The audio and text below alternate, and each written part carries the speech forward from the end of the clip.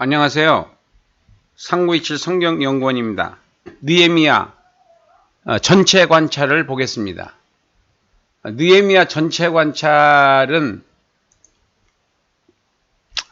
첫째, 본문은 13장 31절로 되어 있고, 주제에는 3차 귀환과 성벽 재건과 신앙개혁으로 되어 있어요. 그 다음에 개요는 5가지로 요약해 볼 수가 있고, 그리고 개관은 3가지, 그러니까 본문, 주제, 개요, 개관, 이렇게 4가지를 파악하는 것을 우리가 전체 관찰이라고 합니다. 자, 그 중에서 우리가 3927 개관 성경 2를 여러분들이 보고 계실 텐데, 그 개관 성경이 바로 거기에 핵심은 바로 개관입니다. 개관. 그래서 개관만 우리가 한번 또 정리를 해서 그 구성의 상황을 좀 더 정확하게 한번 보고 그 다음에 본론으로 들어가겠습니다.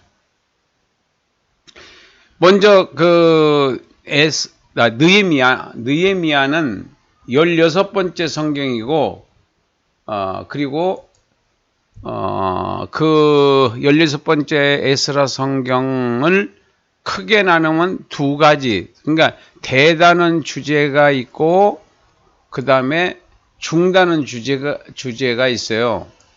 이렇게 전체를 봐야 되니까 소단원이나 대단락이나 중단락, 이것은 여기서는 지금 삭제하고 2가지 문장 형태만 제시를 하고 전체 내용의 구성을 보게 했어요. 첫 번째가 성벽 재건입니다. 느헤미야는요, 성전 재건은 스룹바벨 때에 했고, 여기 지금 느헤미야 때는 성벽 재건입니다. 그 다음에 2번째는 신앙개혁이에요. 그러니까 신앙개혁을 하는 데 있어서 이 에스라의 도움을 받습니다. 느헤미야가. 그러니까 느헤미야하고 에스라는 같은 시대 사람들이에요. 그리고 여기서 중단어는 5가지로 나눠 볼 수가 있는데, 첫째가 3차 귀환 포로기앗, 2번째가 예루살렘 성벽 재건, 3번째가 신앙 부흥, 4번째가 성벽 봉헌, 5번째가 신앙의 결단. 이렇게 5가지 중심으로 느헤미야는 되어 있다. 2가지로도 볼 수 있지만은 조금 더 한 발자국 더 깊이 들어간다면은 5가지로 볼 수 있다. 그러면 5가지 중심으로 오늘은 말씀을 드리도록 하겠습니다. 5가지 중심으로. 자, 그러면은 한 페이지 넘기시면은 이런 내용이 나와요. 3차 포로 귀환 1장 1절부터 2장 20절까지. 그리고 이 소단원 주제는 예루살렘 성벽 회파 소식을 들었어요. 느헤미야가. 그 다음에 2번, 느헤미야의 귀환을 준비해요. 그리고 왕의 허락을 받고 성벽 예루살렘에 도착해서 성벽 상황을 조사합니다. 그러니까 성벽이 무너지면은 통제가 안 돼요. 성벽을 짓고 성문을 달아야 통제가 돼요. 그런 상황이라고 보시면 되겠습니다. 2번째는 예루살렘의 성벽이 재건됩니다. 우리가 어릴 때에 그 박정희 대통령이 그 새마을 운동할 때 한 손에는 그 건설, 건설 그 도구를 들고 한 손에는 그 당시는 M1하고 M1하고 칼빈 소총이 있었어요. 그것을 들고 우리가 재건해야 된다. 그래서 새마을 운동을 정말 대단하게 그 전개를 해서 성공을 거둬가지고 지금 후손들에게 이렇게 풍요로운 한국을 안겨주게 됐는데, 이게 바로 여기서 힌트를 얻지 않았나 하는 생각이 들어갔었어요. 그 당시 내가 이제 예수 처음 믿을 때, 물론 이제 그걸 힌트를 받았는지 아니면은 뭐 다른 건지는 모르겠지만은, 박정희 대통령이 그런 이 느헤미야에서에서 바로 그렇게 구호를 갖고 이 느헤미야가 독려를 합니다. 백성들에게. 우리는 한 손에는 칼을 들고 한 손에는 도구를 연장을 들고 성벽을 빨리 쌓자. 그렇게 해서 52일 만에 성벽을 완성하는 쾌거를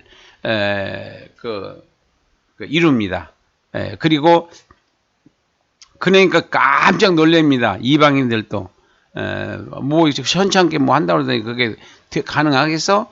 저희들이 뭐 여우가 올라가도 넘어가는 그런 담이나 쌓지 뭐 이런 식으로 비아냥거렸었는데, 그걸 하나님께 기도하면서 서로 협력하고 싸우면서 일하면서 싸우는 그런 정책을 써서 성공을 거둔 게 느헤미야 성벽 재건입니다. 그리고 우리나라로 이제 적용한다면은 대한민국도 초창기에 60년대 40불, 80불 했을 때 우리는 밥도 못 먹었었어요. 저도요. 그래서 굶기를 아주 뭐 물 먹듯이 하던 때가 있었습니다. 그런 것을 내가 생각하면서 정말 그 지도자가 바르게 서면은 참 나라가 이렇게 부강할 수 있구나. 거기에 반대로 이제 지도자가 잘못 쓰면 나라가 망하는구나. 이런 것들도 경험을 하고 있습니다, 지금. 자, 그런데, 대적들의 방해 공작이 있었고, 문제를 해결해 가면서, 대적들의 방해와 느헤미야의 대처 능력을 발휘하고, 그 다음에 예루살렘 성벽 재건이 완료가 됩니다. 그래서, 성벽 완료 후 관리 임명까지, 다, 해결하고 귀한 자들에 대한 계수를 셉니다.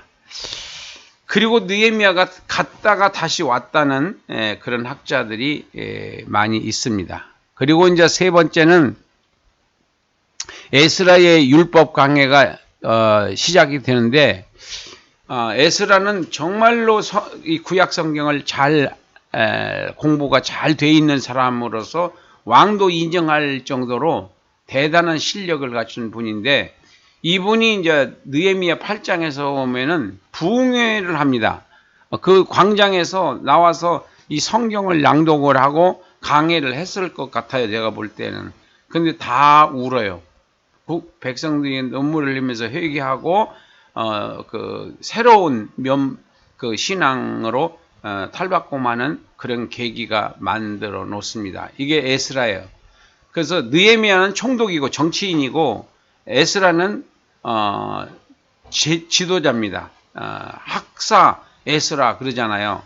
그 다음에 네 번째는 성벽 봉헌. 그래서 성벽을 봉헌식을 하고 레위인들도 잘 세우고 이렇게 해서 원상복교를 합니다. 그 다음에 다섯 번째, 신앙의 결단을 하게 하는데, 여기서 통혼하지 말아야 되고, 그리고 이방인들을 분류해내고, 이런 것을 이제 그 재정비해서 이제 유대인들만, 순수한 유대인들만 예루살렘에서 살 수 있도록 그렇게 그 질서를 잡아줍니다. 그러면 느헤미야 결론을 내리겠습니다. 자, 결론은 본문은 1장부터 13장 31절까지고, 주제는 3차 귀환 성벽 재건 신앙개혁이라고 하는 큰 세 가지 주제가 이 느헤미야를 대표하고 있습니다. 그 다음에 의미에 가서는 느헤미야는 예루살렘 소식을 듣고 금식 기도를 한 후에 왕께 나아가서 왕으로부터 허락을 받고 귀국해서 그 자기의 조국 유다를 살려놓고 오는 아주 훌륭한 지도자를 지금 소개하고 있다고 봅니다. 그 다음에 구속사적으로 봤을 때에는 예수님의 3년 6개월 동안 하나님의 윤리를 완성시키고 가셨다. 자, 하나님의 윤리는 뭐고 하나님의 교리는 뭔가? 인간이 하나님을 만날 수 있는 조건을 예수님의 보혈 언약을 통해서 할 수 있도록 복음이라고 하는 것을 남겨놓고 가셨어요. 두 번째는 예수님은 새 언약을 세우시려고 이 땅에 오셔서 십자가에 죽으신 겁니다. 그러니까 자기의 사명을 다 감당을 한 겁니다. 그래서 여러분들은 구약을 하나님의 교리라고 말한다고 하면은 사복음서는 하나님의 윤리를 말한다고 볼 수 있어요. 그게 뭐 하나님에게도 교리가 있고 하나님에게도 윤리가 있나? 그렇게 말하겠지만은 정말로 하나님은 훌륭하신 분이고 대단한 분이시고 정말 찬양을 마땅히 받으셔야 할 분이라고 하는 거에 대해서 성경을 알면은 알수록 그분 앞에 정말 무릎을 꿇게 되고 정말 조아리게 되고 마음속으로 진정성 있는 경배의 대상자가 하나님이라고 하는 것을 발견하게 됩니다. 그래서 저는 교리의 구약 성경을 저는 이제 교리라고 봤습니다. 하나님이 어떻게 하나님을 섬기는지에 대한 그 섬김의 방법은 구약에 잘 율법서하고 역사서하고 그 다음에 예언서 또 시가서를 통해서 39권을 통해서 하나님의 그 교리를 잘 말씀 정리를 해서 인류 중에서 이제 유대인들에게 이스라엘에게 줬어요. 그렇지만은 그것은 어디까지나 교리고 하나님께서 그 실질적으로 육신을 입고 이 세상에 내려오셔서 정말 본을 보였어요. 그래서 죽기까지 그 하나님 아버지를 섬겼고 그 아버지의 뜻을 이루기 위해서는 자기의 목숨을 내놓을 정도로 정말 예수님께서 아낌없이 하나님의 뜻을 위해서 살다가 가셨어요. 근데 이것은 하나님만을 위한 것이 아니고 바로 인류를 하나님이 사랑하셨고 인류를 구원해야겠는데 이 십자가의 사역을 누가 질까 했을 때 바로 아들이신 하나님께서 바로 제가 가겠나이다. 에레미야처럼 제가 가겠나이다. 날 보내소서 해서 예수님이 이제 오셔서 이 세상에서 살고 가셨는데 그게 이제 아버지의 뜻을 이뤘다고 하는 것이 모든 죄 문제를 다 해결해 놓으시고 이제 예수를 믿기만 하면 하나님의 자녀가 될 수 있는 길을 열어 놓으시고 그래서 아버지의 그 수건 사업인 인류 대속을 이루시고 승천해서 이제 부활해가지고 올라가신 거예요. 그래서 이제 다시 오셔서 이제 믿는 자들을 데리고 천국으로 가셔서 영원히 산다라고 하는 하나님의 프로젝트, 하나님의 계획이 이제 완성될 것이라고 봅니다. 그래서 오늘 하나님께서 육신을 입고 이 세상에 하나님의 윤리를 실천하시기 위해서 3년 6개월 동안 사역을 행하셨어요. 그래서 윤리를 다 이루시고 가셨어요. 그래서 여기서 교훈은 뭐냐면은, 그래서 우리는 어떻게 살아야 되느냐? 예수님의 편지로 살아야 된다. 내가 말 한마디 행동하는 거 하나하나가 바로 진리의 교리로 무장이 되어 있지 않으면 마귀의 밥이 된다. 죄를 짓는 자마다 마귀에게 속한다고 그랬어요. 그래서 우리가 죄를 절대로 두려워해야 되고 물리쳐야 된다는 겁니다.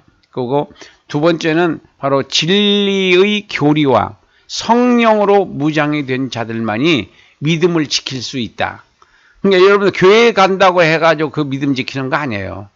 교회 가지 말라는 뜻이 아니고 교회를 가는데 진리의 교리, 그러니까 진리는 뭐냐? 바른 영생의 길을 말하는 거예요.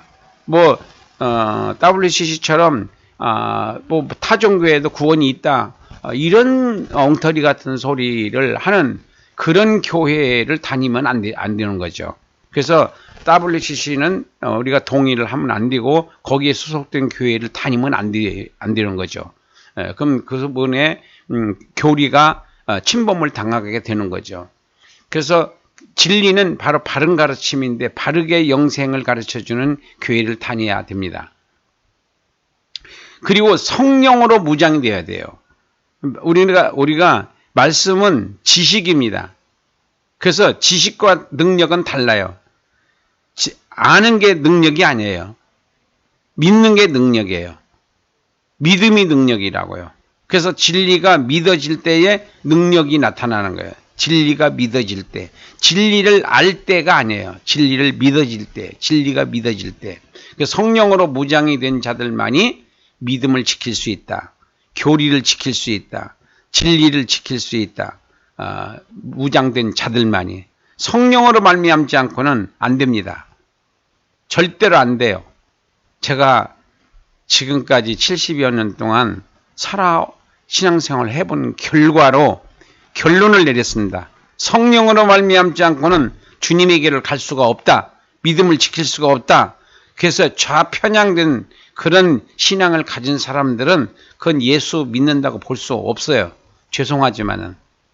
왜냐하면은 그 위에는 바로 공산주의, 그 위에는 바로 마귀가 있는 거예요. 사탄이. 무신론이잖아요. 하나님 없는 자들이잖아요. 그 위에 꼭대기 가서 보면은요. 그러니까 이걸 영분별을 하지 못하면은 여기서 말은 얼마든지 그럴듯하게 만들 수가 있잖아요. 아주 뭐 감성적인 그런 말 얼마든지 만들 수 있고 감동되는 그런 테마도 얼마든지 만들 수 있습니다. 그러나 그런 걸로 구원받는 게 아니에요. 믿음으로 구원받는 거예요.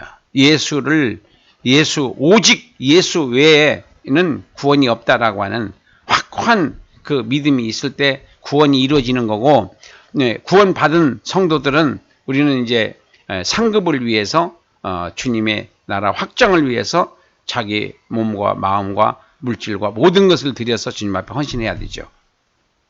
자, 이것이 그래서 우리가 예수님의 편지로 생활을 해야지 사람들에게 감동을 줄 수 있고 성령의 열매를 맺을 수가 있다. 여기까지 말씀을 마치겠습니다. 감사합니다.